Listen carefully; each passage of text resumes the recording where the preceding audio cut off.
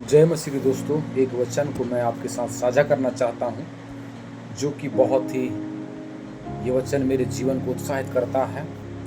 और ये वचन मिलता है याकूब की पुस्तक 4 अध्याय वचन 14 में। तुम जो यह नहीं जानते कि कल क्या होगा, सुनो, तुम्हारा जीवन है ही क्या। तुम तो भाप के समान हो, जो थोड़ी देर दिखाई देते हो, फिर लोप हो जाती है।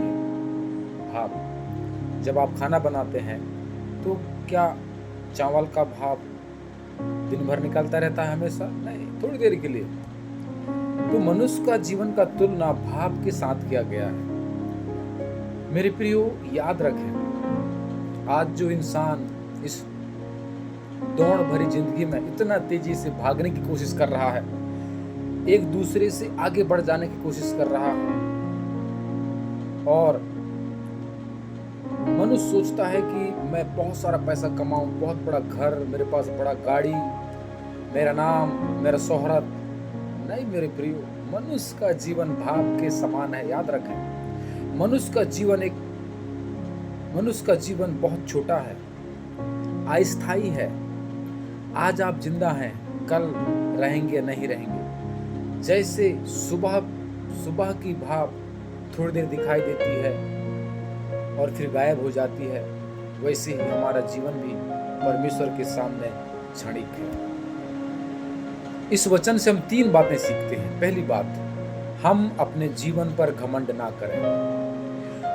जीवन का घमंड बिल्कुल भी ना करें। जितना भी पैसा आप कमा लें, आपका नाम, शोहरत, मेरे प्रियो, जीवन पर घमंड ना करें, क्योंकि हम नहीं जानते कि कल क्या होगा। इसलिए अपनी योजनाओं में परमेश्वर को पहला स्थान दें। जो प्रभु पर विश्वास करते हैं वो अपनी योजनाओं में परमेश्वर को पहला स्थान दें। नीति वचन 27 का 1 कहता है, कल के दिन के विषय में डींग मत मार, क्योंकि तू नहीं जानता कि दिन भर में क्या होगा। हाँ मेरे प्रियो, हम कल के बारे में डींग ना मारें, क्योंकि हम नहीं जानते कि कल क्या होगा सच में। इसीलिए मेरे प्रिय भाई बहन, हम अपने जीवन पर घमंड ना करें, परंतु इस जीवन के द्वारा परमेश्वर की महिमा करें। दूसरी चीज, इस जीवन को परमेश्वर के लिए उपयोग करें। आज कई सारे लोग अपने शरीरों को गंदी चीजों में, नशीले पदार्थों में, गलत व्यवहारों में, गलत संगति में अपना जीवन को खराब कर रहे हैं। आपका जीवन बहुत ही इंपॉर्टेंट है, महत्वपूर्ण है। परमेश्वर ने आपको चुना है, इसलिए आपका समय, आपका सामर्थ्य, आपका बुद्धि, आपका समझ, सब कुछ परमेश्वर का देन है। इसलिए एक ऐसा जीवन जिएं और परमेश्वर को उस जीवन से महिमा मिले। इसलिए मेरे प्रियो, इस जीवन के द्वारा परमेश्वर को प्रसन्नता आना चाहिए, परमेश्वर प्रसन्न होना चाहिए इस जीवन के द्वारा।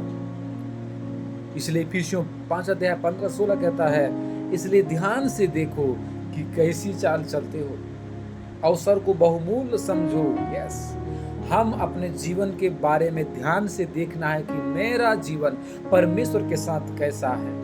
ध्यान से देखना है, क्योंकि अवसर दोबारा नहीं आने वाला। तीसरी चीज, अनंत जीवन की तैयारी करें। मनुष्य का जीवन भाप के समान है।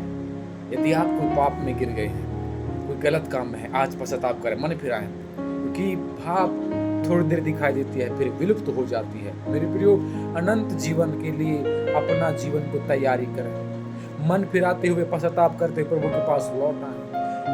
यह संसार का जीवन समाप्त होगा, लेकिन जो मसीह में विश्वास करता है उसके लिए अनंत जीवन की आशा है। क्योंकि वचन कहता है यूहन्ना 3:16, क्योंकि परमेश्वर ने जगत से ऐसा प्रेम रखा कि उसने अपना इकलौता पुत्र दे दिया, ताकि जो कोई उस पर विश्वास करे वह नाश ना हो, परंतु अनंत जीवन पाएगा। यस, मनुष्य का जीवन भाप के समान है। मनुष्य का जीवन क्षणिक है, इसलिए संसार की वस्तुओं में नहीं, बल्कि परमेश्वर की इच्छा में अपना जीवन को लगाएं। आज ही प्रभु को अपना जीवन समर्पित करें, क्योंकि यही सच्ची बुद्धिमानी है। इस वचन पर गौर करें, इन बातों पर गौर करें, विचार करें और प्रभु के पास लौट आएं और प्रभु के लिए जीवन जिएं। जय मसीह की दोस्तों, फिर मिलते हैं अगले नए वीडियो में।